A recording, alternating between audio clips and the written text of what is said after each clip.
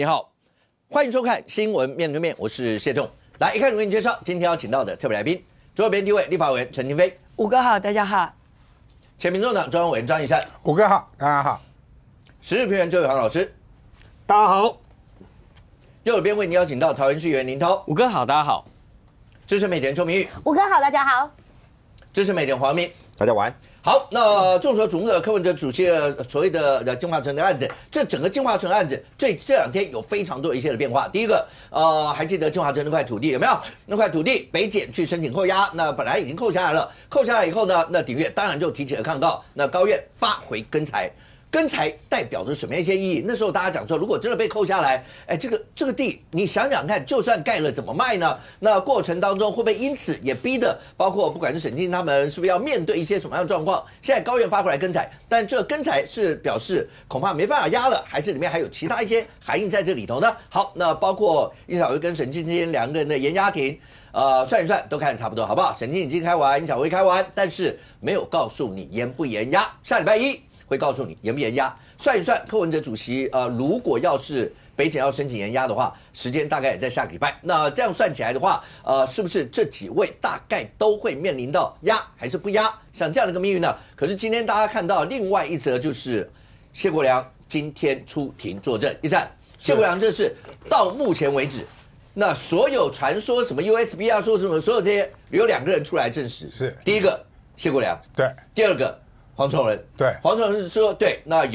那是给穆可做生意嘛？是。那看起来当然蛮穷的，这个党也蛮穷的，大家是不是要就给点生意做，类似这样？可是谢国良今天是被传出庭作证，而他这个出庭作证包括好，那媒体就出现了，那在什么时候他的母亲捐了什么些钱，跟这个案子有什么影响？对，所以那个远离柯文哲虽神不上身哈，王崇仁说他很衰啊，连钱都没有，数目都没有，都被写在 Excel 档里面呐。更何况谢国良是有钱、有时间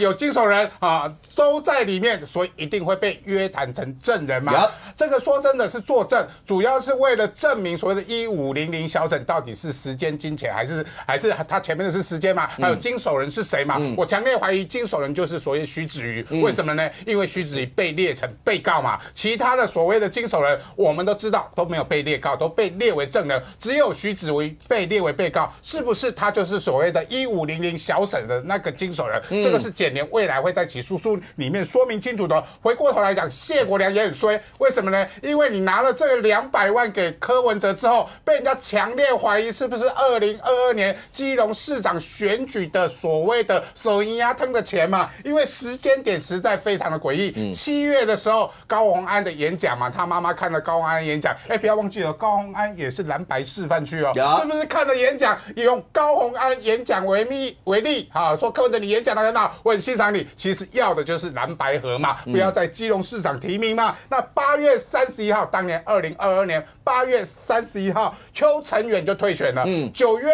2号登记，确实也没有登记，10月1号200万都到了柯文哲的账嘛，所以被人家怀疑是不是手银押腾嘛，所以真正的所谓的蓝白示范区原来是基隆市，不是台北市，也不是新竹市啊。为什么呢？柯文哲觉得说，这招可以在总统大选的时候可以用嘛，我还换到了邱佩玲做副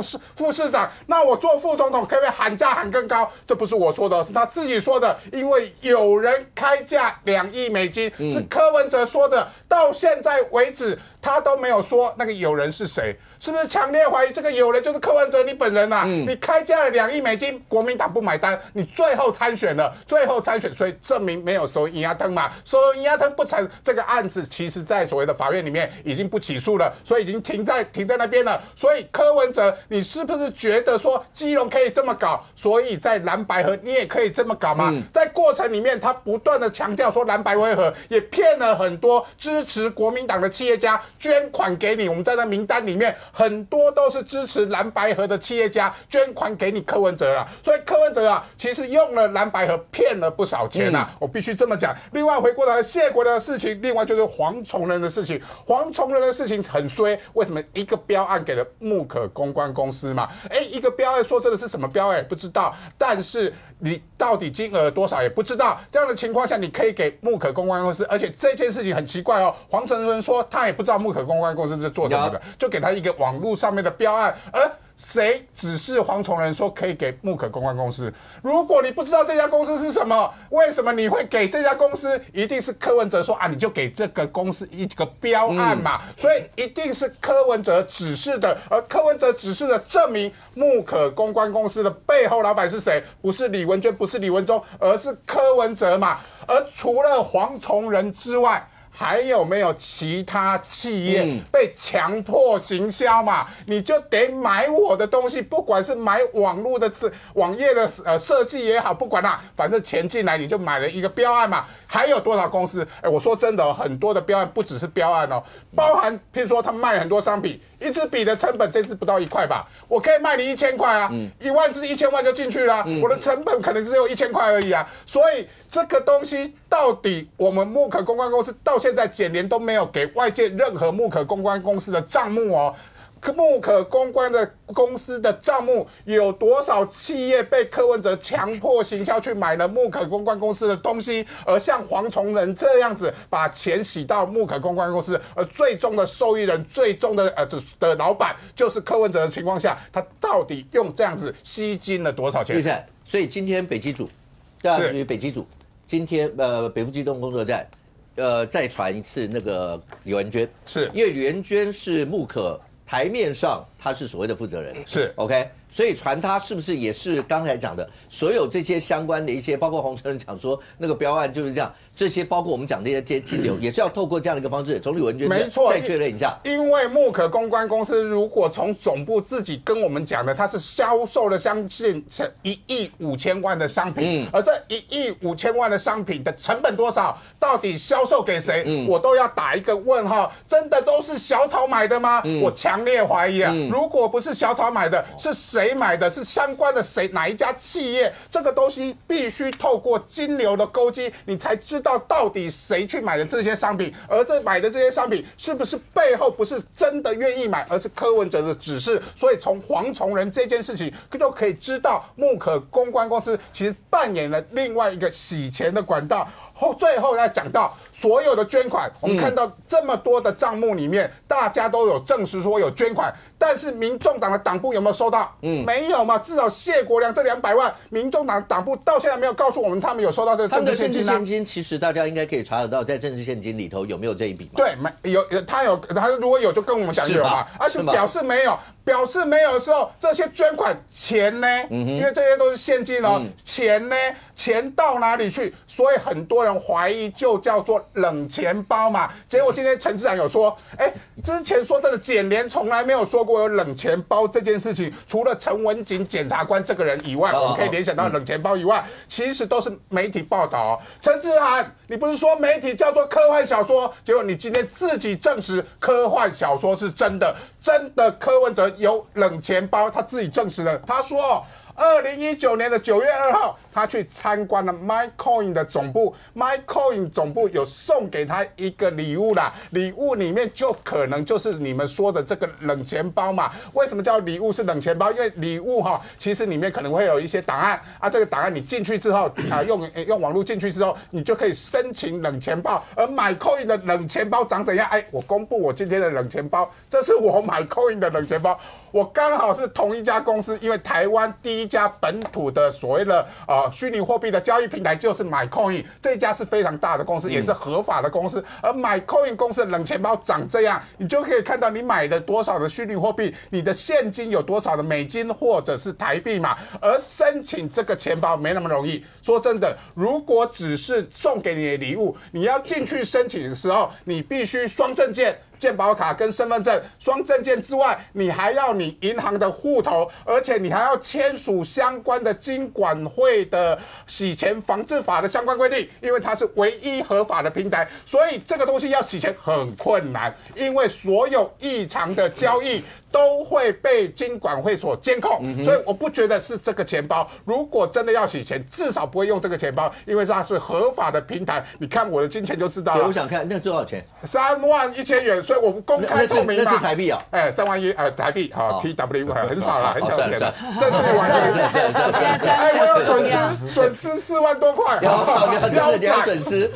整个腰斩，虚拟货币就是这样，很容易就被腰斩掉了所以整个的状况就是这样的情况下，你柯文哲如果像我一样啊，你只有3万块了吧？好，不要说空谈，你只有3万块，你就公开透明嘛。公开出来啊，给大家知道你有多少钱在那里面啊。如果只有3万块，我们也不会讨论了，跟张医生的这个冷钱包不会有人讨论一样。但是你为什么不公开？你为什么不说明？你为什么不检连你的账户密码？你为什么不给检连你的 C phrase？ 这些东西都让人家更加怀疑你有一个冷钱包，而且是不是这个冷钱包我不知道。第二个，你陈志涵是不是透过这个洗白，说我的冷钱包根本是公开透明的？但是其实不只有一个冷钱包，我也有好几个冷钱包，我忘记密码的时候就申请另外一个冷钱包。冷钱包很容易申请，所以柯文哲至少拥有这些区块链的知识，他可以申请各种的冷钱包。而陈志涵讲的冷钱包可能不是同一个，而且我要讲的是说，如果真的不怕别人讲话的话，你干脆公开透明，跟张三爷一样嘛，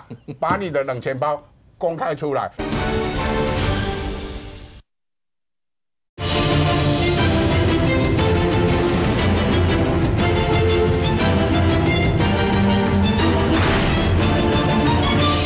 陈志涵讲的冷钱包可能不是同一个，而且我要讲的是说，如果真的不怕别人讲话的话，你干脆公开透明，跟张三爷一样嘛，把你的冷钱包公开出来。柯文哲，我直接叫板你，你敢不敢把你的冷钱包公开出来？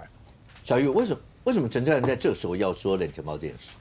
他昨天是上了有台的政论节目啦，哈，然后在讲到说这个金流的部分，他又讲到检调搜索的部分，他就说好吧，我从来没有在别的节目讲过，他说他第一次讲，然后就突然巴拉巴拉讲出来，他说那个检调那时候去搜索这个陈佩琪柯文哲他们家的时候，然后后来他就说这个检调发现了一个精美的盒子那精美的盒子，然后呢他就形容说好像检调很开心，然后他还如获至宝，对，然后他还说出有1500这个数字，你知道吗？我觉得他表达能力有点问题啊。他说这个检调这个以为说这个里面是有1500好，然后就把他然后陈佩琪就说那你就拿走啊。事实上这个也不用陈佩琪同意吧，检调要拿，对他要拿就拿走嘛，对不对哈？然后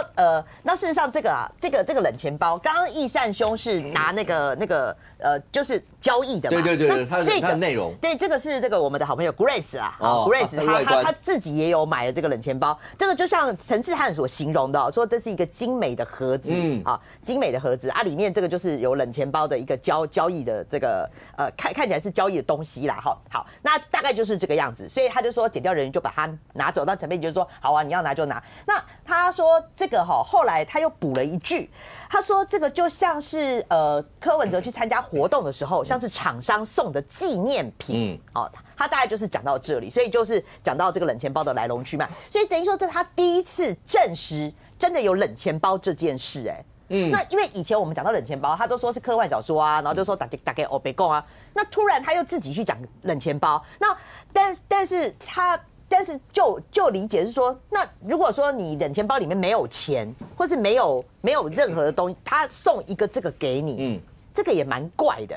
我个人是觉得蛮怪的啦。他的解释，他的意思说就像悠游卡，对，他说就像人家送你个悠游卡，里面可能没有，最多有人可能在里面有个100块的，或是根本就没有东西的，对，那就只是送你一个，因为悠游卡有很多做成各种形状啊或什么，他的意思就是在告诉你说，你们大家不要有这么多想象空间，好不好？他就是很单纯是这样。就是送你个悠游卡会怎么样呢？好，我必须讲。但你说讲，不好意思，因为他在这时候讲了冷钱包。对，那不好意思，我今天讲的哩哩啦啦，是因为呢陈志涵表达不清楚，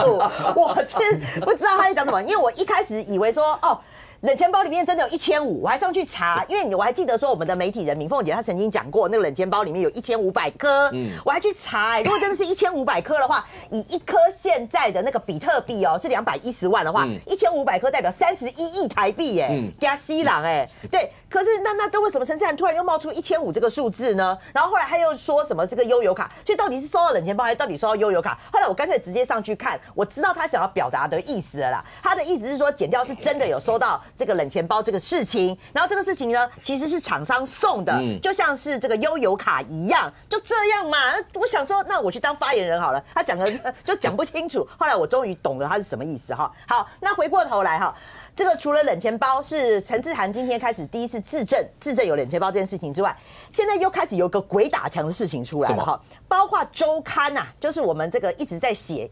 那个内幕的周刊的这个我们的大记者林俊宏啊，我们的前辈哈，那个大哥。他今天又在开始讲说有1500这件事情，1500就1500，可是我个人也觉得蛮奇怪，1500不是已经证实是金额吗？已经讲了这么久了。对，但是他认为1500的单位他还是存疑，好，1500这个1500万，对，那问题是他又认为说1500是泰达币、台币、美金还是这个虚拟货币，他又开始有一个问号出来了，所以他对于这个单位他还是有疑虑的。所以就像我刚刚说的，如果真的是泰达币的话，比特币的价格不得了，是高达31亿耶。所以我不知道说为什么这个我们这个司法记者他又突然绕回来，要告诉我们说这个单位啊，他认为还是有疑义。然后再加上今天冷钱包这件事情出来，然后陈志涵又脱口而出1500这件事情。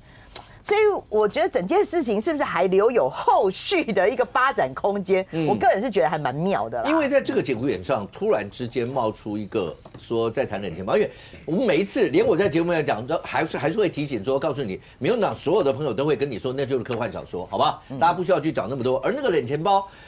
其实某种程度在那个时候被谈的时候，都已经跟 USB 是结合在一起了。说什么橘子有没有带 USB， 然后他有没有带冷钱包，很多类似像这样一些东西。只是现在为什么在这个节骨眼上，包括好陈志涵为什么要在这时候提到这个，包括刚提到就是好林俊宏他特别在讲到那个那个币值当然天差地别啊，对，好不好？印尼盾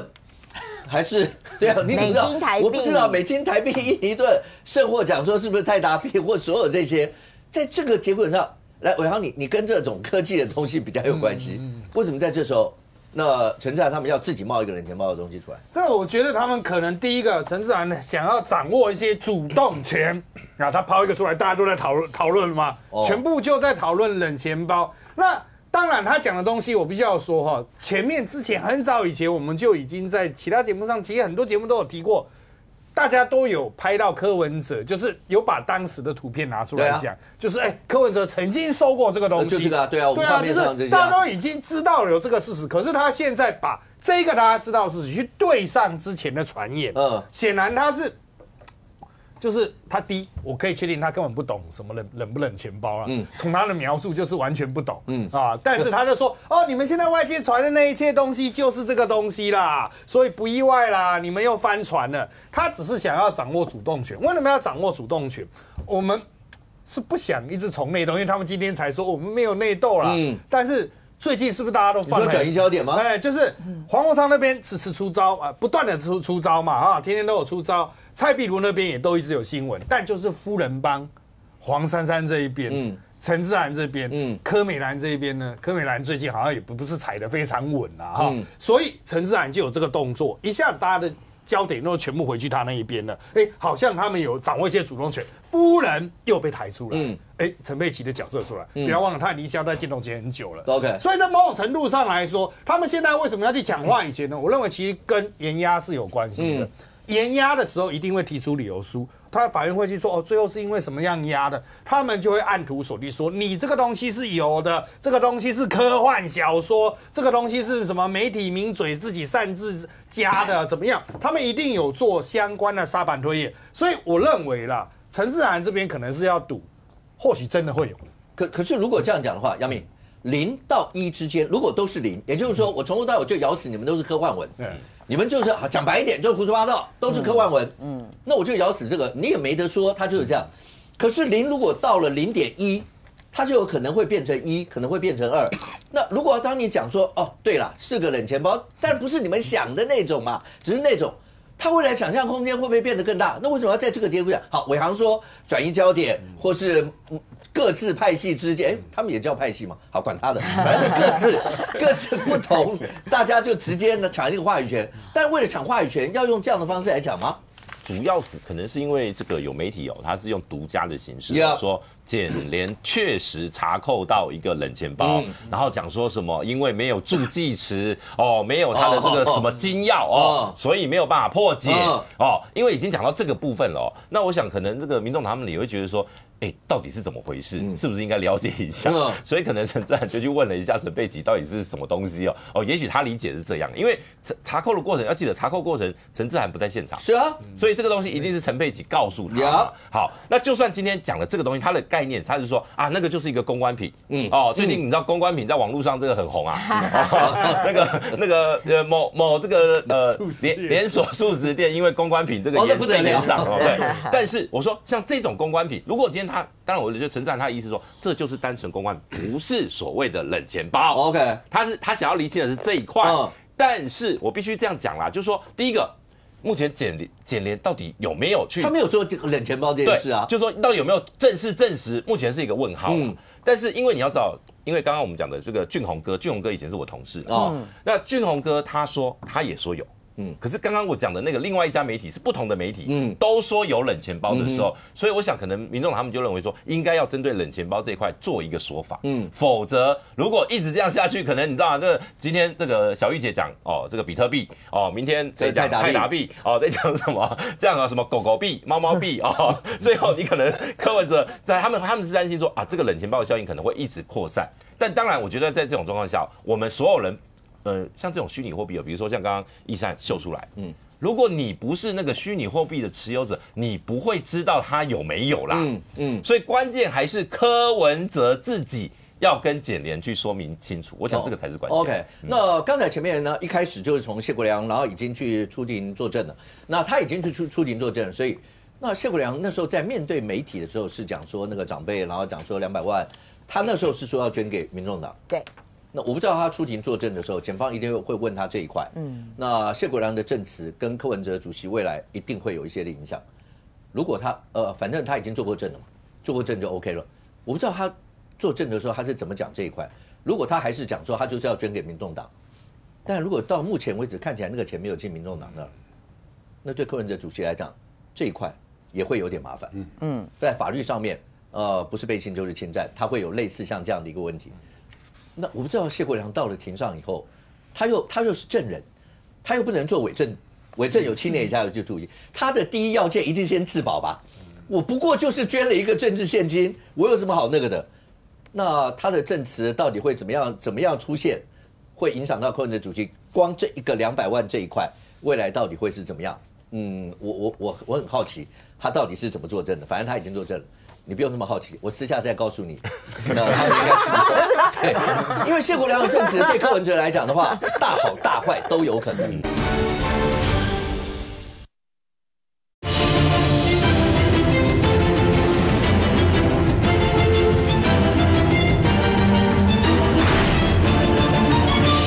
你不用那么好奇，我私下再告诉你。那他们应该对，因为谢国良的证词对柯文哲来讲的话，大好大坏都有可能，都有可能。那有没有可能是大家都没事，或是会出现什么状况？所以讲说，因为他反正已经做过证了 ，OK， 那就看他。到最后，这些相关的东西一定都会出现 ，OK？ 可是不会杠上开花，我相信应该有很多人会去告发，比如说什么搓圆仔汤啊，这个就另案。对，如果要是有人要那个的话，那就没办法，那当然就要另外侦办啊，看到底有没有这些。因为今天最主要新的出来是说，他10月1号确认这个时间嘛，那10月1号确认就是在当时的这个基隆市长选举前嘛，那所以这个钱会不会就是又牵扯到什么邱成远退选啦，然后还有这个就是谢国良选后还特地打给柯文哲。跟他说谢谢这件事情。可是你知道这2种说法都可以啊，一种说法就是讲说人家都已经那登记结束了，他捐这个钱跟这个有什么关系？那当然也有另外一种说法，就是小玉你讲的，你说你是怎么看？就是说就要确认邱成远没有去登记，或者民众党谢立功没有任何人去登记。好，你已经完成这件事情了，所以我钱是后谢的。看嘛，2个完全不同的一些说法。OK， 好，为什么坏人要叫我讲呢？但是这一块，因为谢国良当去这种，我讲最起码他证明了一件事情，大家一直江湖传言在天上飘的那些所谓的 Excel 档啦，或什么 USB 什么，最起码谢国良200是，黄成仁有这样一些事。然后后来很多到目前为止，就算周刊怎么写，我没有办法在这帮你证实的是，当然有很多的企业主确实都被传了，为什么会传？检方不会晚上做梦，突然梦到请这个企业主来，那个企业主来，一定是有一些资料去按图索骥嘛。而那个按图索骥的结果，最近有很多人传，林涛都说什么蓝白合的问题啦，有没有蓝白合破局？柯文哲自己说蓝白合破局以后，很多企业好像看到他就差没说美术矿有故意赶快，他就只说都收手啦，什么类似这些。可是你们现在自己看这些，但游淑慧的意思是说，那有很多人捐啊，但结果后来还是蓝白没合啊。是这样吗？基本上我觉得像现在这个谢国良跟所有的大老板，好衰哦，捐给你了被传，然后你自己没有把这个钱妥善去做申报嘛，因为就这个。看起来这个独家报道，谢国良是他妈妈要捐给台湾民众党，不是要捐给他个人哦，所以这笔钱有没有进台湾民众党，就像武哥讲了，大好大坏，是你是收到自己的口袋，还是有捐给台湾民众党，是天差地别的事情，所以大家在管说这个钱到底去哪里嘛？但我觉得这个礼拜这个官司真的进行了一个蛮吊诡的分支，而且我觉得这个吊诡的分支对柯文哲主席可能蛮伤的。为什么？因为我们现在在。像就是说金华城对价嘛，但是看起来最近的这个检方跟院方在做裁定的时候，其实是看起来柯文哲是图利，那图利就代表金华城他已经设定是图利，可是找不到金流，可是你看到所以现在这么多的大老板，包括谢国良市长，他去查说大家捐给他赠现金，有一个新的分支是。到底这些钱都去哪里了？这钱不是小钱呢，200万、300万、500万，你加起来有多少钱？有几个500万呢？还要说2个500万的，对不对？2个300万，你去加一加，钱到底去哪里了？所以你基本上可以看到，为什么当时候大家在讲说蓝白合。因为当时候好多的企业界就是希望整个国家有不同的气象，希望在野的合作能够拼看看嘛。所以那时候为什么会捐钱给柯文哲？就说好，那我今天我很支持你跟这个侯友宜团队，我们一起来做蓝白合。那当然我们支持你们的政策，政治宣情只要在合法的范围内，有什么错呢？所以我觉得这时候柯文哲主席要跟人家讲，要对外讲2件事情。第一个。你怎么跟这企业家讲的？因为很多企业家看起来是有捐的哦。如果你当时候承诺说你要蓝白合，你拿这些钱，你是诈骗这些人。你诈骗这些人，你要讲清楚啊。第二件事情，你有没有拿假民调或失真的民调告诉大家，我其实可以赢哦？我告诉大家，我现在跟国民党谈蓝白合的时候，我是占上风的，所以你们捐给我，我有主导权，我搞不好可以当正的。讲清楚哦！我告诉大家，不然你是把这些企业家是当傻子哎，人家捐给你是希望国家大政往某些方向走，然后你把这些钱欺骗完之后，钱到哪里？第二个我必须讲啊，因为刚才讲到这个缺银弹。因为柯文哲主席是自己坦诚哦，他坦诚在蓝白合破局之后变冷淡。那为什么冷淡？是因为跟你过去讲的人讲的这些内容差异太大了。所以我现在觉得整个台湾民众党啊，不是只有金华城土地的问题，重点是像游淑慧讲，但我觉得游淑慧讲陶朱语那一段有点我觉得那个是要考 C 了，他的钱是不是藏在这个陶朱语？那当然有点，那是刻意要考 C 的。那他有点 fancy， 可是我觉得他这个概念其实是可以检证的，就是说有没有一个空间或一个这个我们讲到租赁的这一种空间是把钱藏在哪里？因为钱不可能凭空消失啊。你没有进台湾民众党的政治现金的专户，然后你的财产、你的账户里面又没有300万、200万、500万，解去的哎，天啊！我告诉大家，现在检调就是在查这些钱去哪里，这查的是案外案。我认为案外案对整个这个台湾民众党的这种影响力更大。可我必须讲啦，就是说。当然，在整个这钱的过程查完之后是官司。我们看到现在这个北检当然是压力山大啊，因为如果到最后这个金华城是图利，然后你没有金流，我们讲了1500，除了朱雅虎那210万，你连1290万都没查到，你会压力山大。然后你现在因为橘子不回来，朱雅虎讲一半，彭正生讲话你不知道，然后沈庆京去保外交户，每一个人都不讲真话的过程中，你很有可能被延压。但我必须讲，如果他被延压是被关到4个月，年底的时候。出来还是轻描淡写的，只是图利的起诉的话，我说真的，这真的有很大的政治后坐力。可不可以问一下？因为淑慧他讲说他有问一些就他所知道有一些比较偏蓝营的一些企业家，那时候有捐钱啊或者什么，你自己有看到这么多报道，你有没有去尝试问过一些？因为如果偏蓝营的，当然一定只有你们问才比较通，会不会有去问过说，请问一下，你们有像譬如那个传说那个什么上亿的那一桌？然后说那些你有没有尝试去问过？我去看一下游淑慧的说法，我觉得游淑慧在讲说一代一代那个钱应该是真的了。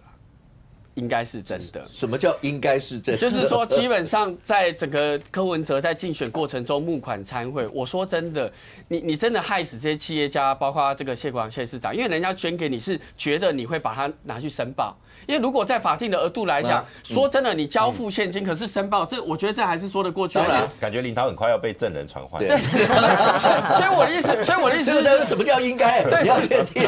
所以我的意思是说，如果今天连这些大老板去做证人都说有捐了。你绝对不可能说你没捐了。下一次，当这个柯文哲主席传过来再问说，那200万去哪里？500万去哪里？我跟你讲，如果这个去处再讲不清楚，你躲无可躲。我认为这个钱啊，为什么我讲说这政治有后坐力？因为对小草来讲，钱有没有收到口袋是最重要的问题。因为你图利有论述空间啊，谁说城市的发展，你用这个部分法条引用错又怎么了吗？可你只要钱收到口袋。离了戏呀。OK， 那当然，我每次在节目里我们要衡量，目前来看的话，有几个案子嘛，包括一些大老板是政治现金的这一部分的问题，然后包括金华城自己这个案子有没有图利的，有没有所谓的收贿的这些问题。那整个里面纠结的大概就是，尤其是审计金1500这几个数字，那到底会牵扯到哪一部分？但不可讳言啦，说实话，整件事情，廷飞对柯文哲最伤的一件事情，来宾在节目里面都讲过。是从2014一直到现在，那个时候你从来不会有人相信柯文哲会跟这些大老板，尤其是后面有数字的大老板会牵扯在一起。你对他的形象就是到任何场合吃饭很快，吃完走，要不然的话到那个地方就讲话，然后或是他对那些财团的老板就是刀叉吃人肉，所有这些。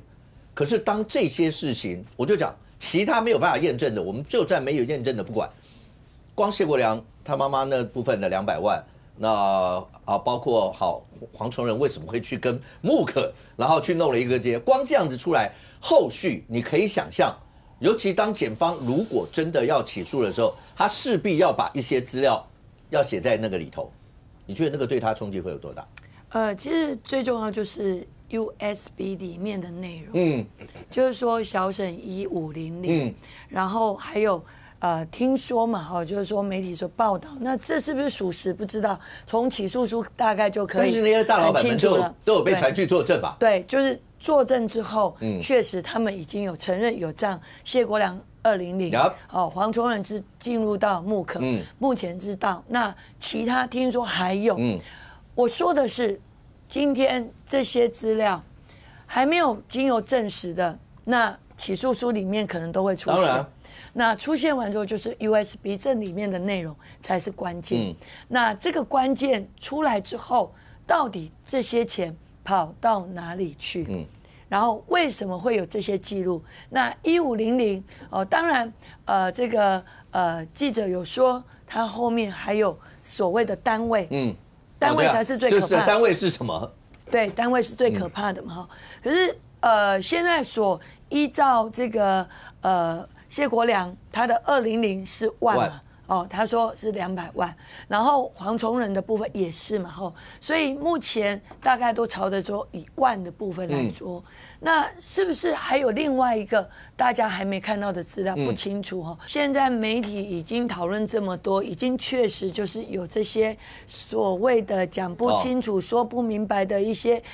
现金啦，或是金钱的一个流通的状况嘛，不论是说有没有记录，或是说这些钱流到哪里去，这未来一定是要被检验嘛，因为已经有这个谢国良的证实，黄崇仁的证实，那小审1500还没被证实，可是好，起码这200跑去哪里了？好，如果依照谢国良说，是因为他们家里有人跟民众党不错。所以有人牵线去捐了这200万，好，那这200万记录在哪里？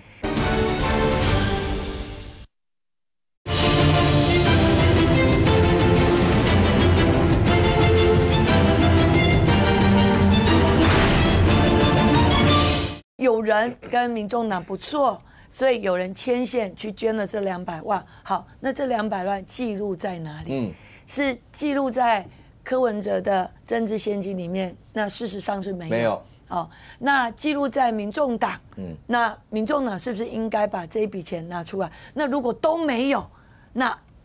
2020，也就是今天，谢国良在被廉政署在调问的时候，他说他是证人，那是不是要去确认这个东西，到底你捐给了谁，钱拿给了谁，那记录在哪里？是不是就是说，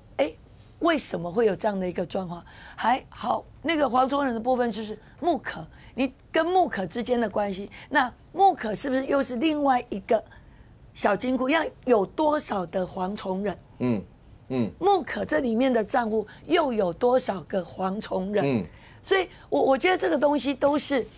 可能虽然大家在讨论的是柯文哲会不会被延压，那柯文哲的下一步是不是能够去面对到这个现金到底有没有进入到自己的口袋？可是相对的是，当他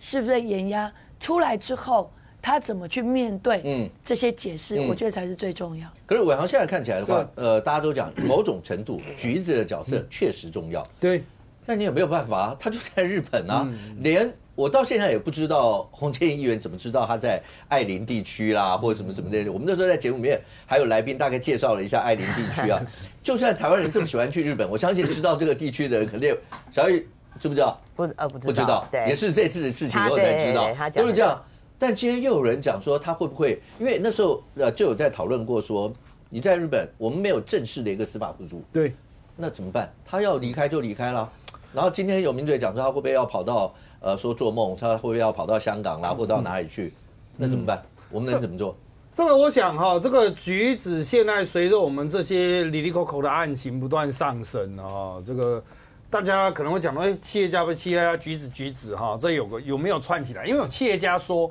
他是把钱给橘子，这个就连起来了嘛。所以当企业家做了很多政策的时候，我有给现金，给了现金看起来像小男生的，后来发现到原来是小女生，哇，那橘子就负责提那袋钱，那个时候还是公务员身份，钱交给他，然后钱不见，那个事情大条，这回来10年以上。所以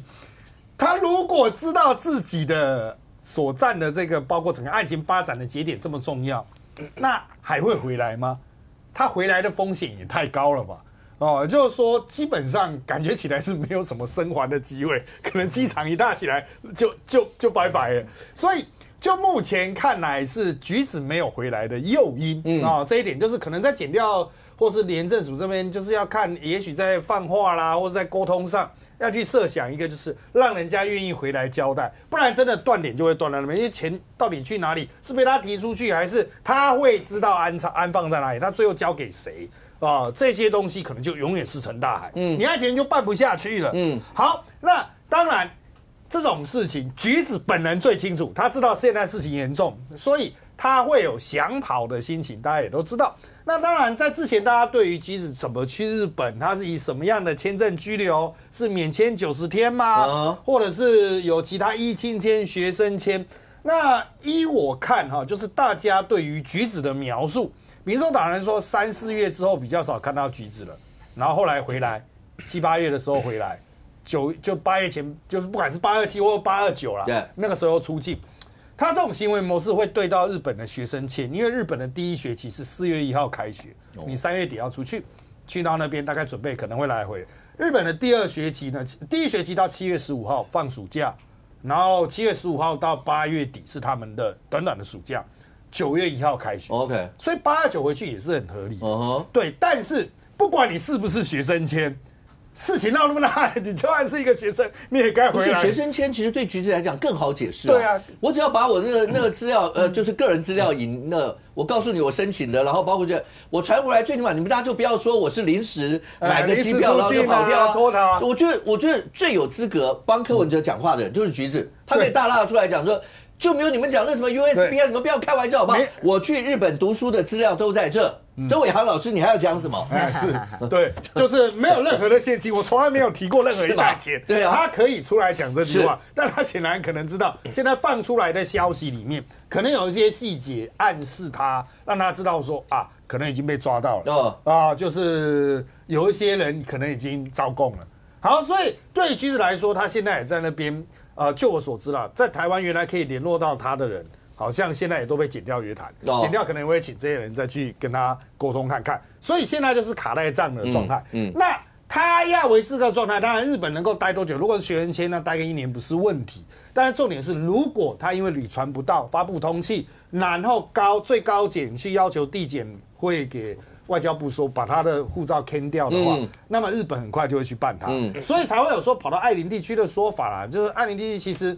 台湾人可能真的不太知道，他在通天阁旁边有一个，可能你去大阪我会经常经过的车站叫新津宫啊，在那个车站的后面而已。它是比较破落，但绝对不到法外之地。对吧？我想日本怎么可能？因为我虽然以前在大阪的时候不是住那里，但是那里也没有那么夸张啊。大家不要把它想象说人踏进去会就地消失，或者是去到那边可以就立刻变换身份的就是彻底逃走，我换了一个人格这样。怎么可能？这日本没有，它还是日本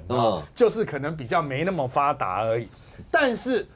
有些描述的是说，他去那边是要去住不需要身份登记旅馆来制造一个断点，我认为比较困难。而且依照我们比较有经验的待法，其实日本现在有很多的类似像民宿，它其实完全电子管理，你只要扫护照，你就可以进去住。那他只要有人帮他扫，帮他去注册，你可以在那边住超级久，只要家里够有钱的话，你就可以等于是包一栋。但伟航真的，你说离开日本到不管香港或是澳门，或是真的跑到中国大陆去，会是一个好想法吗？跑到中国大陆去，那当然首先要是中国，他一定会去盯这个人啊，因为中国一定会很关注这个案情，所以我觉得他可能去中国，他自己也会觉得更羊入虎口吧。而且中国那边有何依何靠？除非这时候已经有中国人找到他了，中国人抢先台湾人一步联络上他，所以与其我们过去在世界各地跑的经验，与其往中国跑，不如往东南亚，甚至往泰国跑。往泰国像是那些有落地签的国家，或是免签的国家，只要你护照够有用，其实你每个地方一直换，你的所有居留效期可以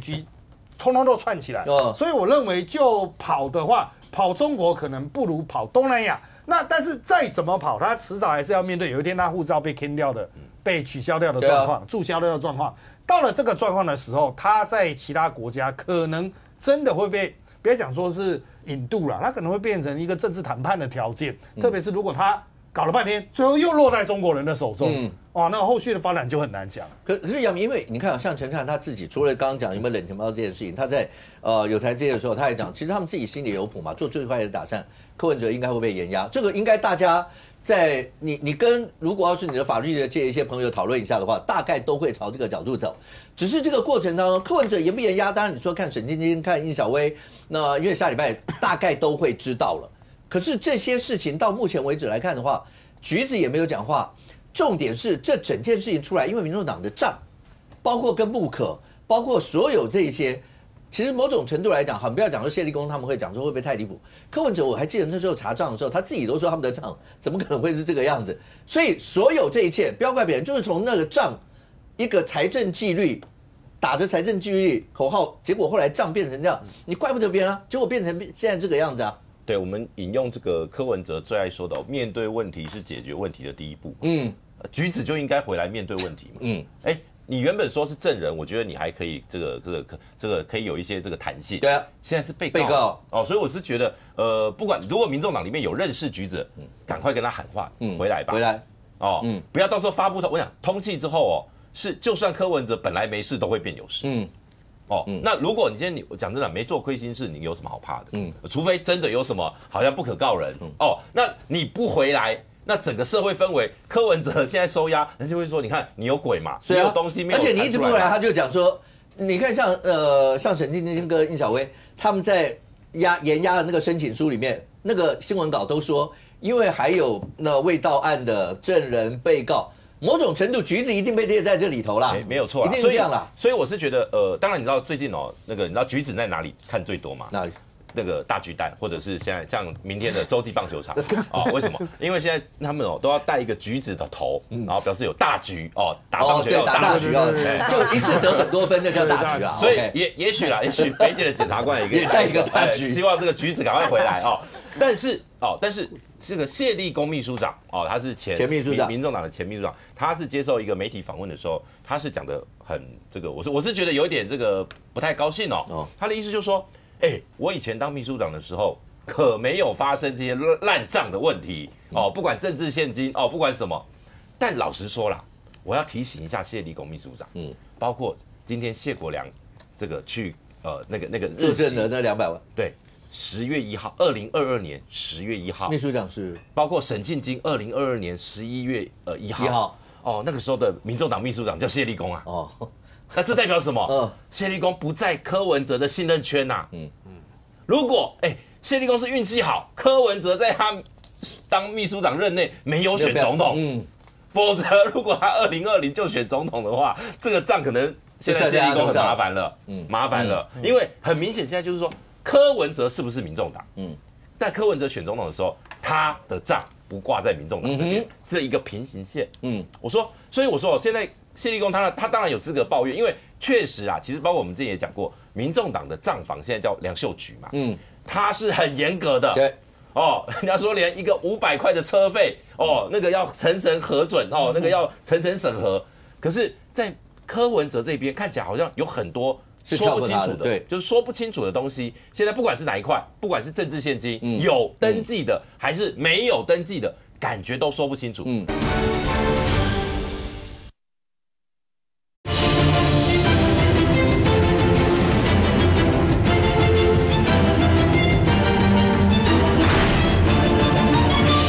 现在不管是哪一块，不管是政治现金有登记的还是没有登记的，感觉都说不清楚。那所以我说谢立功秘书长他在讲这一块的时候，是不是也要思考一下这个文化是怎么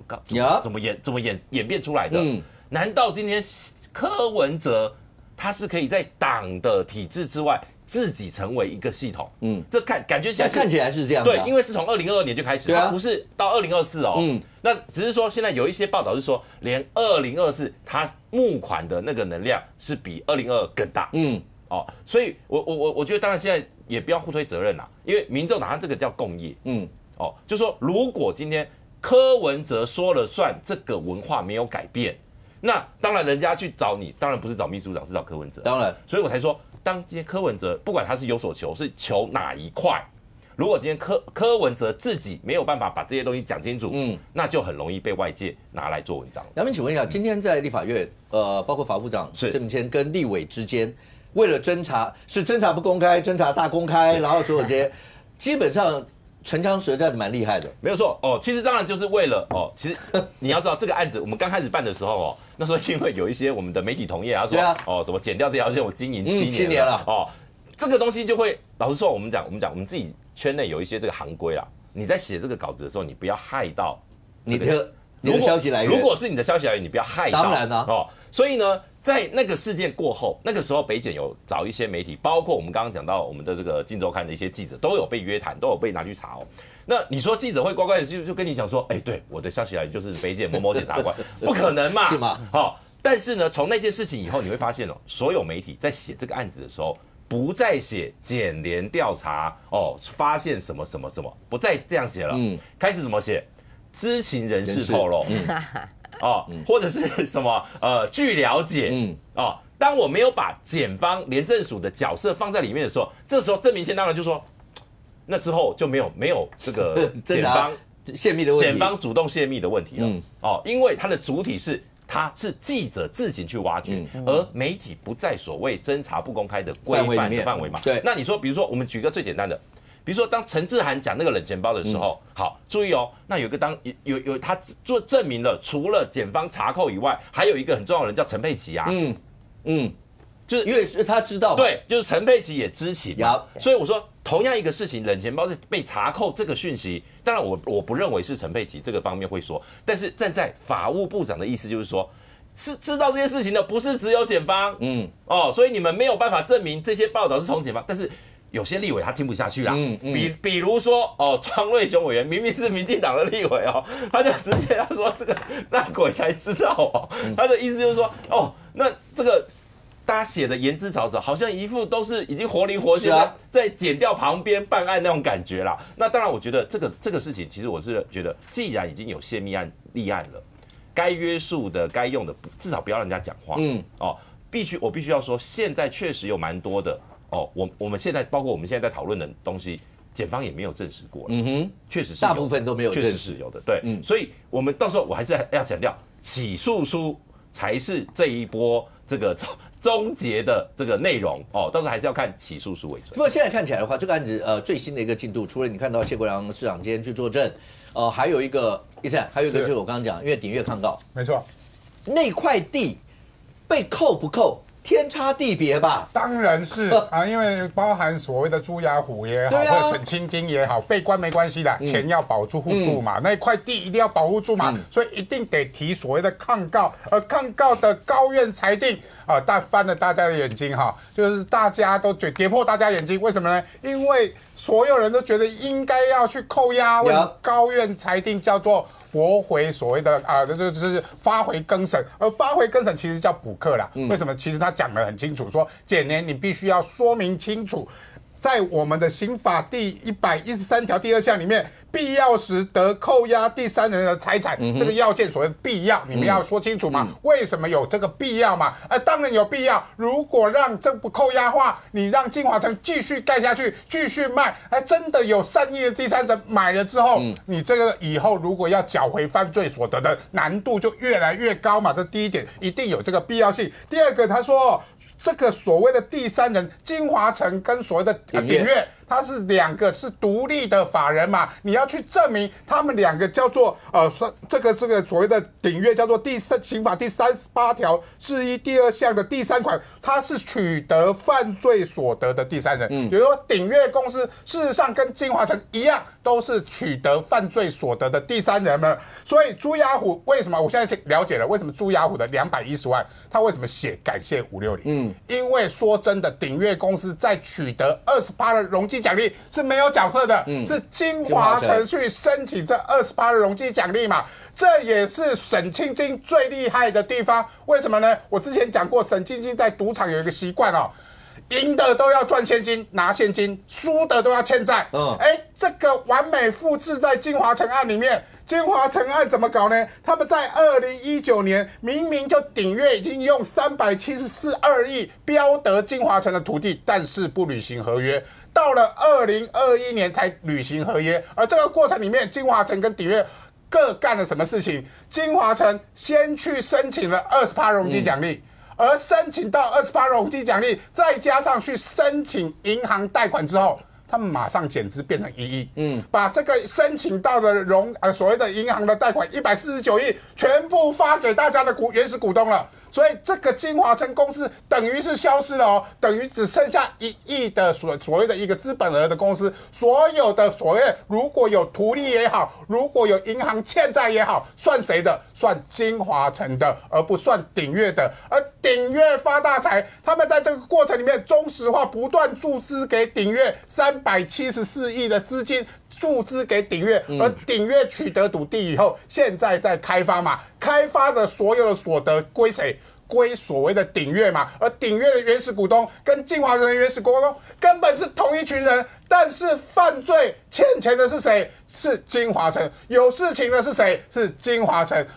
赚钱的是谁？是鼎越嘛。所以他们成功的把沈清金过去在赌场里面的行为复制在金华城跟鼎越里面嘛。当然这个是所谓的发回更审，当然检联一定要证明他们背后的股东是同一群人，他们这个所谓的交易叫左手卖给右手嘛，而这个目的是为了让所有的犯罪所得可以继续留下来，而犯罪行为的归责者会归责在已经消失的金华城里面。现在看起来的话，当高院发回更裁以后，那北院最后会做什么样一个裁定？然后裁定完以后，那会不会还是会继续扣？这也是大家观察的一个重点。但在最近这整件事发生一直到现在，你会觉得，如果要是理论上来说，当民众党碰到这样一些事情的时候，外在的一些纷纷扰扰，应该是更能够促成内部一些的团结。其实很多时候不都是这样吗？如果要是要一致对外的时候，你势必要这个样。但某种程度看起来，为什么最近因为一个探视科霸的这些事情，你突然之间让大家觉得说，民众党内部是真的会有所谓内斗吗？那蔡壁如就讲说，不是，那你们大家那样讲会让外界以为民进党内斗。然后我昨天问了以后，来宾就说没有以为啊。小玉有没有内斗？有啊，哦，啊，这不是内斗，什么才是内斗？对，可是为什么要这么大辣？小贵为什么要这么大辣的直接这样呢？然后不知道这样子基本上对民众党来讲的话不会有好处啊，因为大家看的总是会看到你们里面为什么在这个节骨眼上还要各立三德，要骂成这个样子，而且那真的是刀刀见骨的骂法。这可能牵动到，譬如说最快的是12月1号党代表大选啦，然后再来就是说柯文哲如果继续被延压，他们这个代理主席的问题，这个看起来就是你必须承认啦，后柯文哲时代就开始了嘛，我认为是这个样子啦。那一切的话，就还是要从那个柯美兰啊，柯美兰他们家这个开始去讲这个病情的部分嘛。那其实这个前面大家都讲过，可是我认为是说，如果当时柯美兰你要去骂蔡壁如泄露病情的话，你第一个应该先去骂李国章啊，因为这是李国章先讲的啊。那看起来就是他们两个，李国章跟柯美兰就是在讲说啊，都是什么司法迫害，他们骨肉分离啦。然后柯美兰就讲说啊，都是我一个人在独自面对。可是我不太理解，柯文哲他明明还有一个弟弟啊，他们家是三兄妹啊，对，那他怎么会独自面对呢？好，那这不管。那总而言之是蔡壁如就去打了柯美兰的脸嘛，就讲说，事实上柯文早就去探视过啦，哈。我认为他气的是这一点啊。那现在当然看起来就是说，整个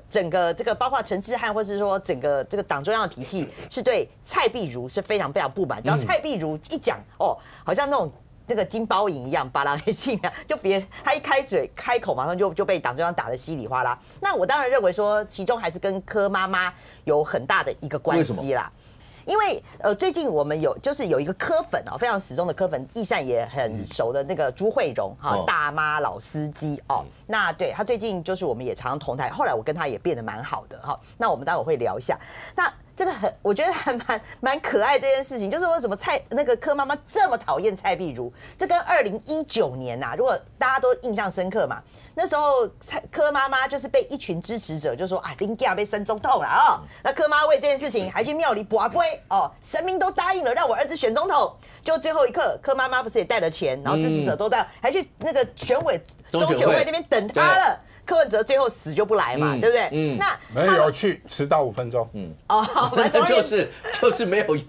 那个也很气我了，因为我叫司机开慢一点，对，拖过最后。请问他到底要不要去？他其实他不想要那一届选他又不敢去拒绝他妈妈，OK， 所以只好跟着这群支持者跟他妈妈去。那在路上那个他随行问我说：“善哥怎么办？”我就说：“那你叫司机开慢一点。”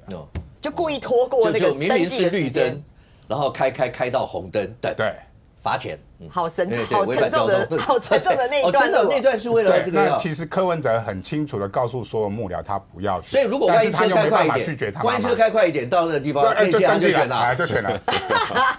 选不选原来是看车速啊。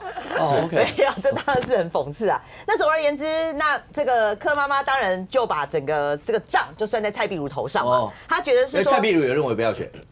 因为那时候他交代所有幕僚去挡住那些人劝他选的人。OK。但是他可能就是跟蔡壁如比较熟，所以就把这笔账算在蔡壁如头上。那个理由很好笑，就是说连神明都认为我儿子应该要选，蔡壁如挡住我儿子的总统路，所以他那时候就非常非常真的很气蔡壁如，他去打电话骂了蔡壁如20分钟，还骂完骂不够，继续再打电话给那个朱慧荣，再骂他40分钟，而且要朱慧荣去跟蔡壁如绝交，所以。这后来就整个延烧了。那你知道那个柯妈妈后来就放了一个眼线，就是橘子在那边嘛，那当然就是说这个确实这个橘子常常会跟柯妈妈打小报告包括就是说蔡壁如在会里面讲什么这样子。那其实还有一个比较特别的事情就是说后来他们也证实，那个朱慧荣也证实说那个蔡壁如跟柯文哲关系就渐行渐远，越来越远。那就说蔡壁如不是就被到台中去吗？那个朱慧荣认为说，那蔡壁如还是应该要回党中央，所以就应该是在今年的时候了。他也特地为了蔡壁如这件事情跑去跟柯文哲见面，然后还跟柯文哲讲说，他认为应该要让蔡壁如回来。就柯文哲做了一个很有趣的动作，他去叫橘子进来，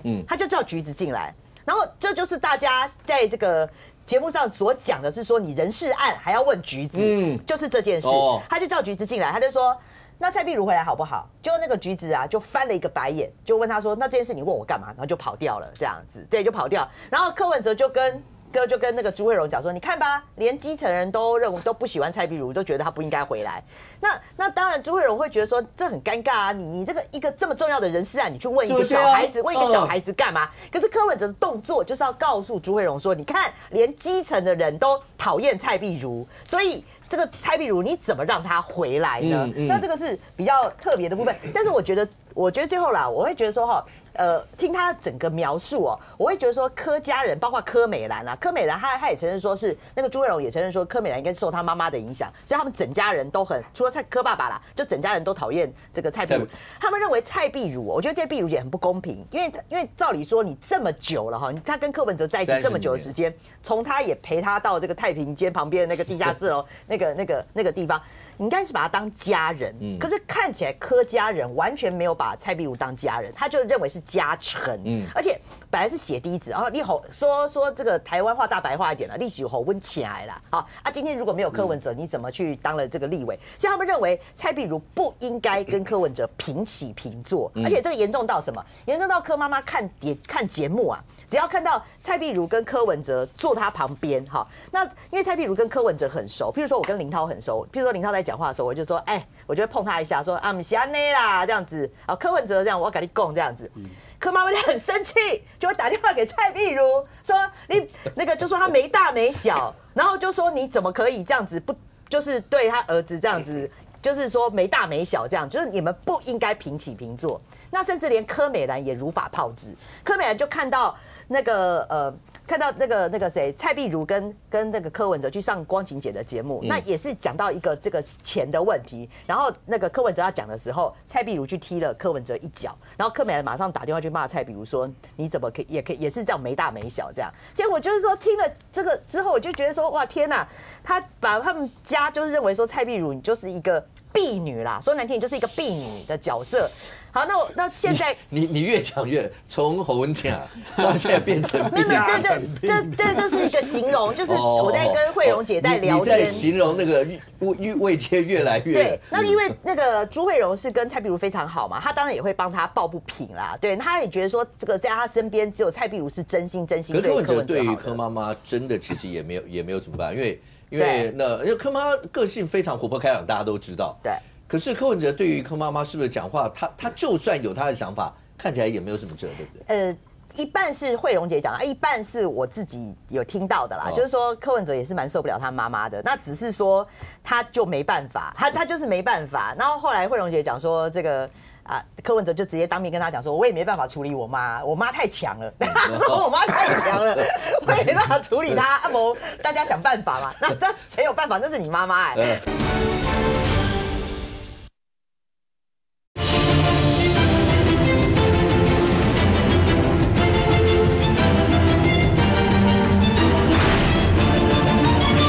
我妈太强了，他说我妈太强了，我也没办法处理她。阿伯，大家想办法嘛。那谁有办法？那是你妈妈对我们来讲是皇太后那个影响力到林涛这边也清楚。蓝白合的过程里面，柯妈妈有没有扮演最关键的角色？是吗？6点协议都签了，那时候我在电视台节目里面直接说，最后关键2个人陈佩琪跟柯妈妈，柯妈妈只要不同意，大概柯文哲就会反悔。那柯文哲为什么要先签呢？因为他没叫问他妈妈，有这样没关系啊。签了以后才回去，后面因为6点协议当场才拿出来，所以而且第6点还是他家的，对他来不及去问柯妈妈和瑞英女士说，安内塞北，他如果一个选总统人什么都要回家问妈妈，你还选总统，不可能嘛，这没办法接受。结果他柯妈妈马上在电视专访里面直接讲啊，直接就说我们不当副手嘛，马上就破局了嘛。可是我记得我们当时跑柯文哲的时候，他都说妈妈不干政啊。然后妈妈也说不，我们没有干政啊什么的。那现在问到那时候有人问橘子的这个事，是以前问到橘子什么时候，柯妈还讲没啦，我们不会做这样的事啊，一直说安插人事啦。对啊，他讲说我们不会做这样。可是你如果真的看到这一次，因为一个柯主席探视柯爸这件事情，廷飞，如果好了，我们这样讲，国内的政党来讲，真的要讲派系，民进党是派系起家，各派界，可是民进党有一个最大的特色。我们每次在讲，以前民众党还没有崛起的时候，那时候有蓝绿的时候，我们都讲说，国民党跟民进党最大的，民进党如果要是打仗的时候，就关起门来，里面真的打到刀刀见骨那种，大家都这样。可是开了门以后，对外打仗的时候，那个战力很强。但是那你们是怎么会搞到这个样？那为什么现在民众党里面都已经面临到主席被压，然后面临到这么多等于风雨飘摇的时候，这些事情难道不能够大家忍一忍吗？相忍为党，然后一致对外吗？你觉得为什么？我觉得民众党因为从过去就是一人政党哦，所以你看他们从过去到现在。光说谁跟柯文哲有直接的可以去影响他的，光这个部分，从黄珊珊一开始是蔡壁如，黄珊珊，然后大家就里面就开始到底是什么什么派什么线到底是谁比较直接？我想这个一山就非常清楚了哈，就是说光内部这些东西就瞧不拢，然后瞧不拢没有问题，你又把它自己。台面上去讨论，然后自己丢出来，然后一个丢两个丢，然后讲的话又不一样。这个其实是民众党现在最大的问题，就是说，我在惊啦，反正我那边的问题，我就讲给你知啦。那媒体每天都报，可是让大家觉得说，反正柯文哲就老神在在啊，好像他就是一人政啊，我盯住。其他都没有问题，是他也乐见下面，反正你们大家这样子不会影响到我的地位，就是人家讲《后宫甄嬛传》的原理，对，是这样，对，就是说没关系，你们怎么吵，因为民众党就是我柯文哲挺在这里就 OK 了，不是说像其他政党可能大家都会有磨合，然后大家内部讨论之后，讨论完该怎么选，该怎么处理，都有一套的 SOP。可是因为民众党是新兴政党，然后他也确实是因为柯文哲而上，而且也因为柯文哲这些小草柯粉而让他可以遍地去做一些经营。所以我觉得今天你包括像政治现金就是一个很典型的，就是说他们变成就不知道怎么危机处理，因为没有一个能够有主事者去处理所有的问题，所以政治现金。可以在自己已经在火烧屁股的当中，然后再把自己再陷入另外一个泥沼里面，也就是你把会计师把他拉出来，然后把他鞭尸。你说全部都是会计师，会计师怎么可能啊？你刚好就是在自己已经在这个问题已经在燃烧当中了，你自己再挖一个洞，然后逼着会计师要当面跟你杠上，不就这样吗？事情发生之后，他们就是先推卸责任，然后拉别人下水，然后都是别人的错，不是我们自己的错，然后呢，再把问题不断的火烧自己，所以这个就是民众党现在最大的问题。我们现在看起来，林涛。如果真的讲的话，其实现在上立法院黄国昌总召嘛，那黄珊是立法委员，同时看起来他跟包括陈佩琪啊或什么这些也非常好，可是总是只有一个头吧？柯文哲因为现在就是羁押嘛，你不管怎么样，而且看起来检方会不会申请延押？检方应该会申请延押，只是法院让不让延那是一回事。可是所有这一切不可一入无主，总是要有人带着头打个仗啊，那怎么办？黄珊。那个人看起来是黄国昌，因为其实现场这个下午这个立法院在外面不是在攻防吗？总预算案基本上白银出来的，当时候有引起大家注意也是黄国昌，就他有到现场致意，所以你可以看到，其实从10月就9月到现在啊，黄珊珊基本上是没有角色的。我想问各位观众朋友，你有没有发现黄珊珊？上次我们在这个节目已经问过了，到底他去哪里了？然后他现在还是一种消失的状态。然后我们一直说检联，反正他到这个最后收尾的时候一定会传他嘛，因为做关键，他当时任的副市长，又是整个这竞选总部的总干事，还是没有传，好奇怪哦，就是金钟罩铁布衫到这种地步，我真的觉得就是说，你总是问他有参加便当会，总是有可以问的吧？那这个200万、300万、500万在收政治现金的过程，因为你是竞选的总干事，你再怎么样，你还是会掌控。为什么？因为竞选总干事他是必须要支出的，你要支出，你办造势、你办晚会是要支出的，钱从哪里来？我们政治现金从哪一些企业来跟我们合作？他基本上是要掌握的。那在掌握的过程中，总是问他对案情有突破吧？不传就是不传，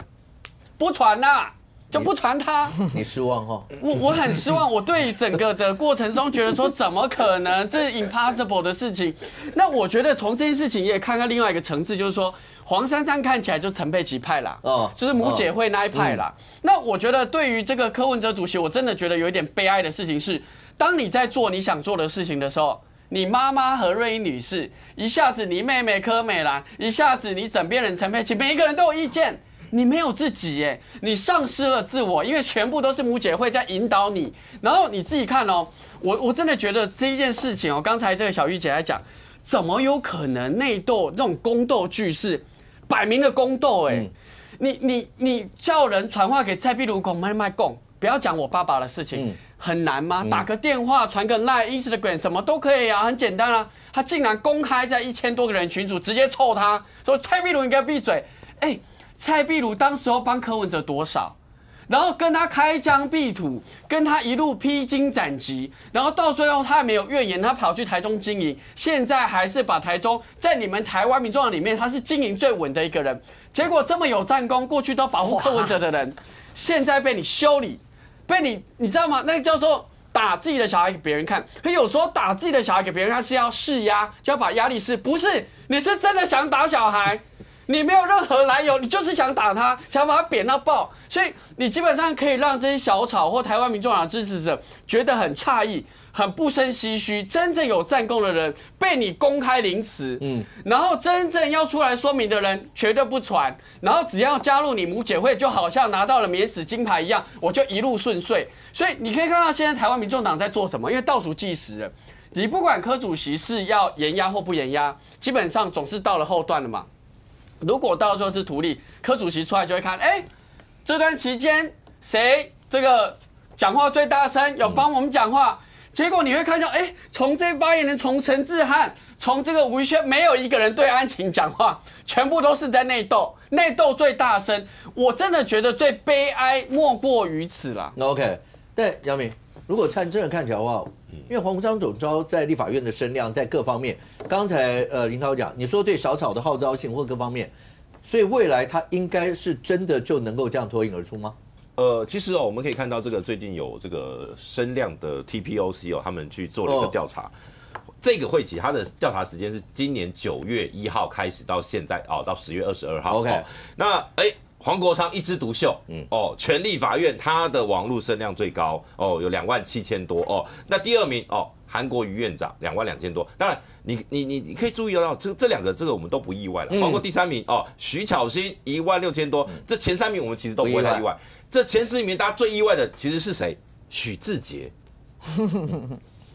他是因为最近跟那个叶元之2个人杠上了，对，但是你要知道叶元之不在里面，许智杰在里面。叶元之还天天在节目上。许智杰委员，我必须说其实有一位我们很熟悉的，也是网络声量很强的，也不在里面，叫做王世坚委员，坚哥也不在。许智杰居然取代了坚哥的地位，所以我觉得当然廷飞委员，因为那是一个议题啦。当时候许智杰刚好是一个议题。对啊，因为他不枉费他跳24吨，他跳多少吨？24吨。对啊。那包括他说要罢免9个蓝委，还有包括他要参选高雄市长，他好像一直在说要罢蓝委的那个议题上面一直在他最主要是那个罢蓝委嘛，因为那个声量其实就是正声量跟负声量，他那个罢蓝委就会有对峙。其实这声量就是一个对峙啊，没有错。所以你可以发现民众党基本上就是黄国昌一枝独秀。可是呢，注意我们再来看他还有做一个叫做国民党、民进党跟这个民众党国民党当然你说国民党人数也多嘛，第1名这个不意外，尤其有韩国瑜加这个徐巧芯就已经大概占一半了民众党居然是第2名。民进党第3名，对，民进党是在这一条是第3名，民众党8个那当然其中一半是黄国昌，可能一半以上吧。对，那当然也有可能，因为为什么？因为9月以后他们的这个声量为什么比较高的原因，是因为柯案，对，柯文哲的案子讨论比较多，所以相对来讲，民众党立委曝光可能跟这个柯案多少会有一些关系。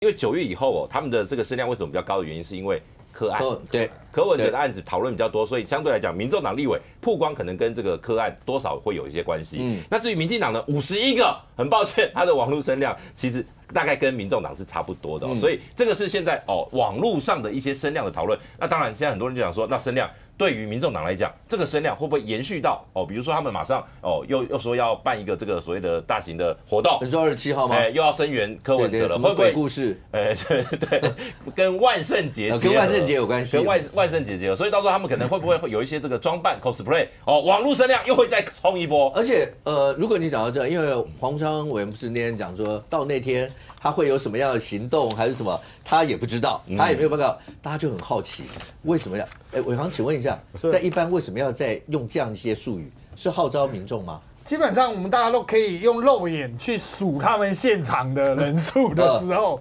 你不再搞一些话题、一些激情，因为像他的 Justice 真的已经动员不出来了嘛。你第一要换主题，不管是什么堂口生物啦，那当然显然不是黄国昌那一边的人一定他是完全不清楚，即便他身上穿的堂口生物，他也不知道那是什么。但是像他的这个27号的是在那个001他们那一些人，就黄国昌现在掌握党权派的这一些人，他们现在要回应的就是一个议题，如何把前2个月的这个所谓诉求政治迫害、司法迫害的能量延续到延压的后2个月，这是一个很标准的转折。所以大家都在想一点嘛，包括像柯美兰这个李国章，他们特别去提柯爸，这当然立刻就会，其实不只是白银，连其他也会觉得说，是可以让柯文哲出来看一下，但是他会有转折，是后来人家才知道说真的有出来呀，已经出来，那你在讲什么讲？这个时候才能凸显说，第一，他们在丢这些议题操作的时候，没有一个单一核心，他们可能真的就像我们刚才讲的3核心嘛，就双黄一蔡，大家有母姐会我们讲夫人派，有蔡壁如这一派可能跟蓝营会比较好一点的，或黄国昌自己在立院有一个战场的，大家各有一个中心，各有一个中央，在设定什么？第一个，我要操作什么议题？我对于柯文哲案的全解角度是什么？像陈志汉说，有随身有那个冷钱包。黄国昌会买单吗？黄国昌我不知道什么东西啊。像又传出高雄市党部那边有一个小草说要自己办一个营队，拿刀拿枪的那种感觉的。什么油漆？其他在地的立刻就说这个没有，我们没有租给他。黄国昌说不要污蔑，我不知道，什么都没有，口径是不一样的。我觉得现在民众党大家是有点开始越来越散拖的感觉，但是因为你必须要有一个议题走下去，所以他们才会去抛27号。我不排除会有一个什么，但是一般来说，我们其实在活动之前，你至少道具要准备吧。如果你是搭配着 Halloween 的话，万圣节的话，那你应该会有一些道具找到出来，所以应该是没有什么特别的心意。但是他们就是要留这个伏笔，让小草可以说，我们当天也许会有一个大的行动，黄国昌可能会做出一个重要的宣示。那媒体的焦点回来的话，黄国昌当然就可以继续掌握主导权，而不会让主导权流回，比如说现任的党务发言人，包括陈志汉还有其他吴怡轩等人的那样子的控制之下。因为最近碰到很多的朋友，大家会非常关心，总是有人会关心台湾的一些未来。林涛委员，请问一下，总预算案现在到底状况怎么样？国民党是今天有动员一些包括原住民的朋友，然后在街头上街，可是总预算案接下来要用什么样的方式？因为我觉得就是说，其实，在过程中，韩国瑜院长，然后我们这个国民党主席朱立伦，大家其实都已经在不管任何的场合都释出一个善意，就是说，如果今天这个整个总预算是3兆1000亿，如果能够把这20几亿，就是民进党，就是我们讲的原住民的进法补偿，它是按法定的从3万到6万，然后把它补足的话，那基本上这总预算就没有问题嘛，因为3兆1000亿，你多补这20亿，你不要因为面子的问题不依法行政嘛。那我看到很多民进党朋友就说这不是这法律案是增加预算，怎么立法院可以增加预算？重点是你有任何的意见，都应该在立法院提出过通过这个法律案的时候提出复议，提出复议基本上他就可以打回重新来检验嘛。可他没有复议，然后经过总统公告之后，它就是一个法律，法律就是要依法行政。那如果你要修改这个法律，那下次再说。所以我觉得今天国民党的诉求很简单，就是禁法补偿。很多民进党就原住民的立委也都是很支持啊，怎么现在又不支持了呢？那现在行政院的方案是说啊，那我用基金拨补啦，可是基金拨补就不符合法规，因为那个基金是你出就要进，它要一出一进的，而且那个基金现在是处于亏损的状态，所以花这20几亿让国家往前依法行政，照顾原住民，这样禁法补偿很难吗？所以为什么今天下午在立法院外下起了雨，现场大家还是不管是原住民还是我们讲的农民，因为有公粮收购的价格要从这个26块变成31块，照顾农民。然后第三个，从这个医疗点数要从0.95，希望赖清德总统在选举的时候说1.1，那也是照顾我们所有的医护人员。这3件事情所占的金额比例，在对照于总预算3兆1000亿，真的是比较少的比例，却可以真正照顾这些人。民进党真的不要再坚持下去了。我想省预算27有从地方的预算省到中央的预算其实我相信，包括原住民、包括农民、包括所有医护人员，这个健保点值。原住民基本上当时候最关心原住民，包括有所谓的原住民法，然后再来有原住民的这个电视台，这个都是民进党所推的。然后包括农民有老农年金开始一路来，农民保险、职灾等等，就是让农民更有保障。再加上医疗的部分就是健保点值，那这个健保点值的部分，我相信是赖清德总统当时选举的时候曾经有谈过。那么他才上任多久？我想从520到现在才5个月而已。那么他自己说的，他一定会循序渐进去达到这样的一个标准。OK。但是呢，现在国民党就是故意就是拉这个部分说啊，我跟你讲啦，你就是爱警告，你若无警告，我就是袂当给你信。那问题是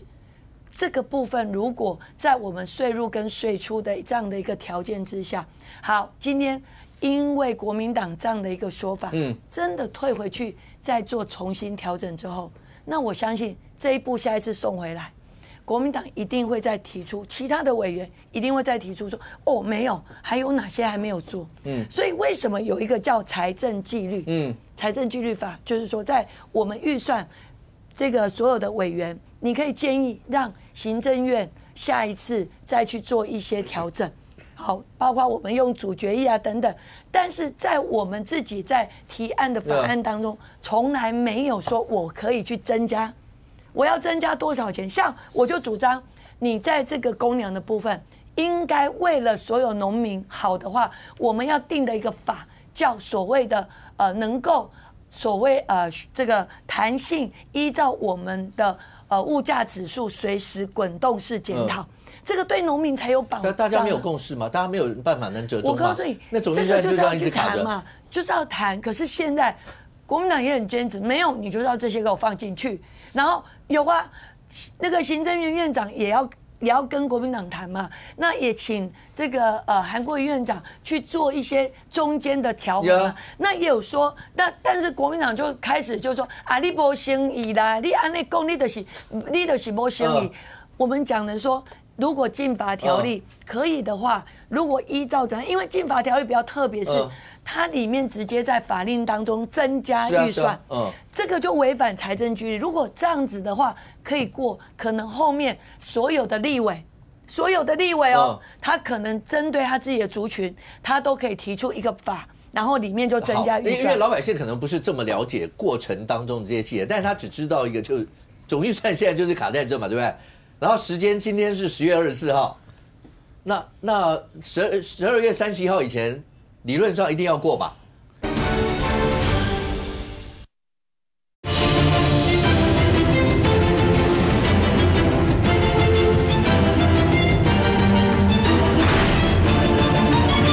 卡在这嘛，对不对？然后时间今天是10月24号，那12月31号以前，理论上一定要过吧？不是，大家可不可以除了韩国瑜，明年2月1号以前，到明年2月1号，对。可是你再怎么讲的话，如果要是到今年12月30号没有过，大家大概都会心开始急，开始乱，大家都会觉得说，那为什么一个总预算，照理来说跨年预算为什么会搞成这个样子？常态的，我不管它是常态的、跨年的、新的或什么，那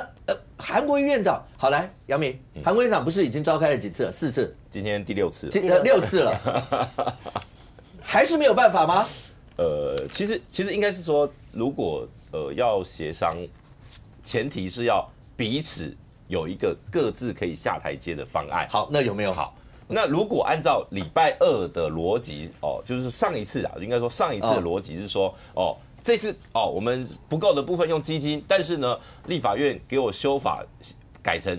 每公顷变成4万块，这是现在行政院可能比较还是在进法补偿这一块，如果还卡在这边的话，就没有机会了。我会讲说没有机会的原因是说，那对于在野党来讲，我卡你，这是现在在野党的筹码。那行政部门其实我是觉得，为了10几亿，我必须说这个。10几亿当然对一般人都是大钱，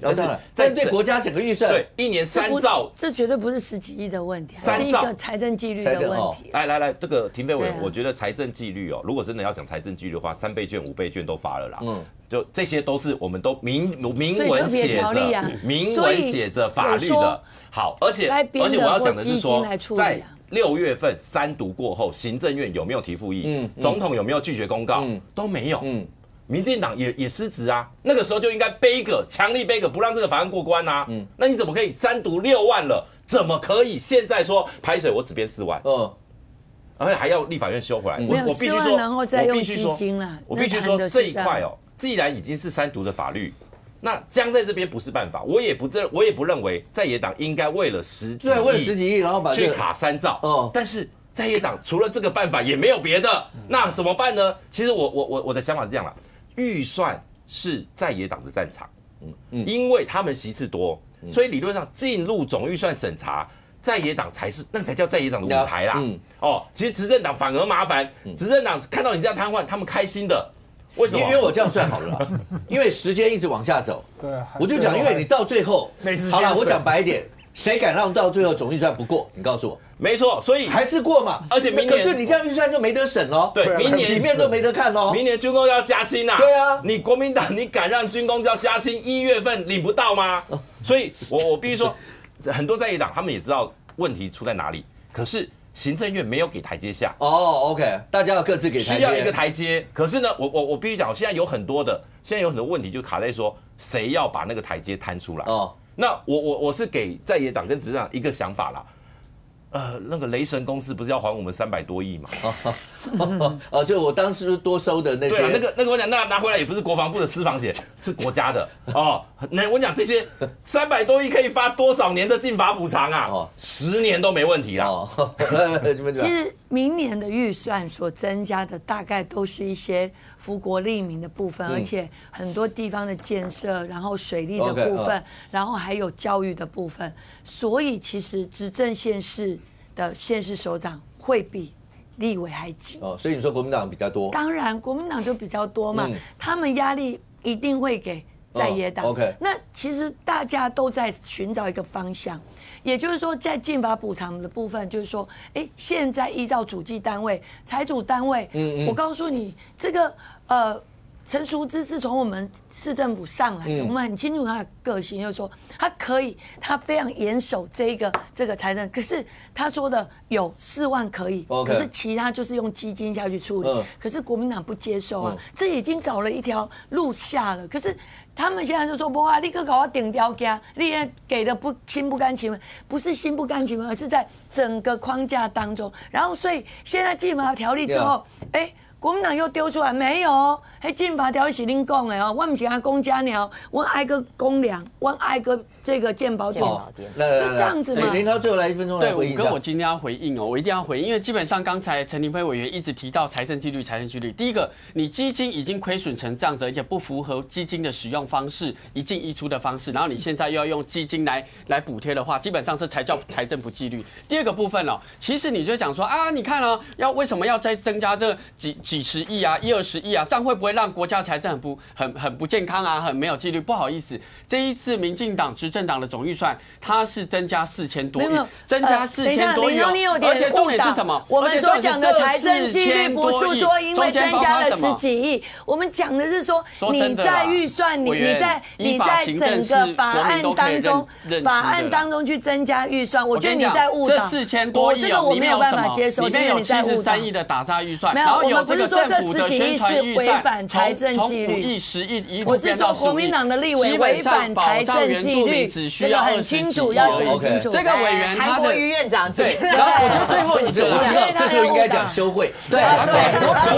先休息一下。国人也不用担心，五哥，我觉得国人不用担心，为什么你知道吗？因为基本上所有的委员会已经针对总预算的细节已经各自开始审查了，所以他只是说今天大家要拿一个台阶下而已，没有复委怎么审查？没有审查，其实各自已经跟各部会已经开始在开会谈很多细节了，委员你不用再欺骗大家，所以你知道为什么不会过了吗？所以我觉得重点是4个字啦，我觉得蓝绿都可以4个字啦，已经在谈了呢，根本没有进到程序委员会，没进到院会怎么谈呢？这个讲的太夸张了。我现在知道不会过，对，不会过。为什么不会过？大家也知道。可是他一定到最后会过，只是用什么样的方式、什么样的时间过 ，OK？ 但是他某种程度上，你可以看得出来，国内政坛包括朝野之间，这可能是一个缩影吧。那有很多的案子，大概也都是这样 ，OK？ 好，但是你除了关心这个以外，医生是，请问一下，我们现在关心的是，因为最近有很多的一些，包括跟两岸之间一些，顾立雄部长最近在直接面对媒体的时候，他要去解释什么叫封锁。那因为老共当时他讲说那个定义不是很清楚，可是封锁是有战争的意义在的。是。那我们现在可能会面对到所谓的蟒蛇战略。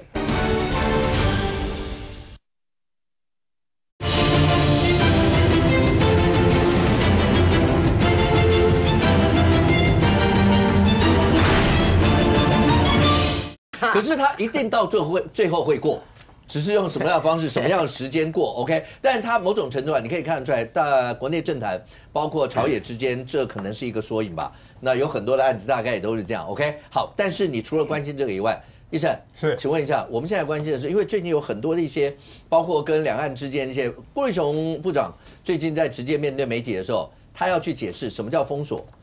那因为老共当时他讲说那个定义不是很清楚，可是封锁是有战争的意义在的。是。那我们现在可能会面对到所谓的蟒蛇战略，我们到底该怎么办？我要讲的是说中国的所谓2024联合利剑 B 演习一天就结束嘛，一天结束没关系，他们的认知作战要持续非常多天，所以他们就说中国想要封控台湾啊，所以整个联合利剑 B 的军演是声称围台的封控。为什么用封控这个字眼？其实封控这个字眼在军事上是没有定义的，封锁才有定义，因为封锁台湾、封锁任何一个地方，它其实就是战争行为。所以他不用封锁而用封控，其实就是认知作战啊，就是用了别的字眼，但是不用军事上面的字眼。但是他说我在封锁你台湾嘛，但是如果真的封锁的话，股票还会上涨吗？当然不会嘛。所以他是标准的用封控这2个字来行所谓的认知作战之时哦。国防部长顾立雄就重申啊，封控是不精确的名词，而封锁在国际法上面是有定义的，必须平等适用于所有国家，不能有例外。而封锁就是战争行为，一定会影响到区域和平稳定跟国际航班嘛。而所谓的联合利剑 B并没有这个效果，而所有如果真的封锁台湾，台湾是将近有1/5在台海有运输量是占全球的1/5哦，将影响到整个全球嘛，更不用说台湾更是所谓的台积电也好，半导体的一个重镇，所有的科技厂商一定会股票大跌嘛，所以在所谓的联合利剑 B 有没有这个效果？完全没有这个效果，而且一天就结束嘛，所以这个所谓的封控这2个字就是所谓的认知作战，但是对于台湾的国防安全，我们还是要反制嘛。假设有真正的封锁行为，我们要如何反制？这个东西就最近被爆出来，我们的海锋大队，海锋大队就是台湾的一个飞弹基地的一个大队嘛。藏匿点被曝光，顾立雄说战术位置不会只有一处，但是曝光之后总是不好，所以必须要去检讨为什么被曝光嘛。而且未来这个海锋部队，你的未来的隐匿性要更强，防固性要更强。很多人就就是说你干脆挖所谓的台湾的中央山脉一些山洞，让这些海风部队可以进驻进去嘛。因为山洞来讲，台湾的所谓的台湾山脉毕竟比较巩固，如果是只是一般的防护点，你现在以现在的所谓的飞弹技术来讲，都可以是直接破坏掉我们的海风部队。第一个，所以说你的保护性要够强，隐匿性要够高。第三个，你的机动性要更高嘛，你的机动性就有所谓的行动的所谓的海风大队的这个行动飞弹车，这个部分你可能机动性要更强，所以这个部分当然是国防部未来要做改善的地方。OK。伟豪，包括最近大家在报道老共，包括联合利剑啊，类似这些，有提到一个部队，是在中国大陆平潭那个地方的火箭部队，是那个部队对我们的威胁性有多大？好，这个我们来看一下，在联合利剑 B 演习之后，其实美日也有他们有2年1度的利剑演习，这样利剑所以利剑有很多不是只有很多把利剑，不是阿共才有。美日的规模更大，他们有4万多人参演，2年只能一次，所以它绝对不是一天的。好，但阿共的那一天结束之后呢，实际上他在10月22号，他有画了一个演习区，在平潭岛外面的另外一个小岛的4周海域进行火炮射击。好，这个火炮射击其实还蛮常有的，像前一阵子新竹市很多市民也说，怎么听到那个砰砰砰砰就是湖口那边就在开始开炮了，拉到凤鸣那边就开始打，总是会有固定的火炮射击。然后这次的火炮射击呢，这个放消息的人有赋予他特别厉害，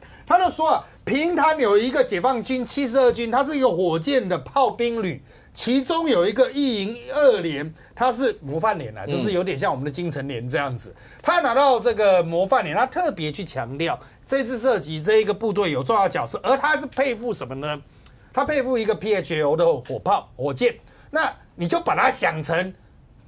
阿共版的海马式或台版的，就阿共版的雷霆2000，就是那一种火箭射击的啦那阿共现在大家配了几百台了那这边只有一个连当然是没有多少台啦，但是它有象征意义很强。他的意思是说，除了飞弹可以打击之外，我的这一种你没有海马式，我们也有啦；你没有雷霆2000，我们也有，而且你们对着我，我也对着你啦，怎么样那当然这个是威胁性的放话。那同一时间，他还必须要搭，比如说海军辽宁舰演习完了，开始往北，回去的路上呢，经过台湾海峡。那辽宁舰往北经过台湾海峡，美国他们那边要放话，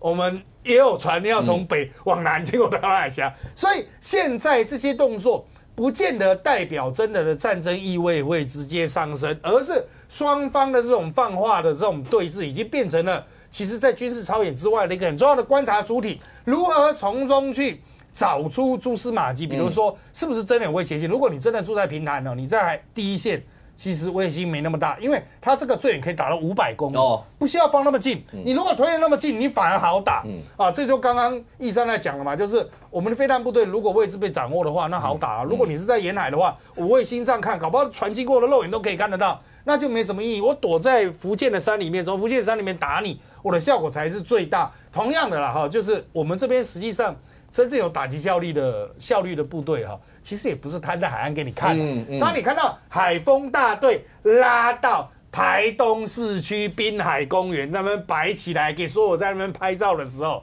那个通常不会是标准战术位置，它只是在那边比较空旷，比较超演，就是要给你看了，就是要给你看了，而且走大马路比较安全。因为小弟以前服役的时候，我旗下的班长他开的类似的雷达车，超小路就掉到水沟去，所以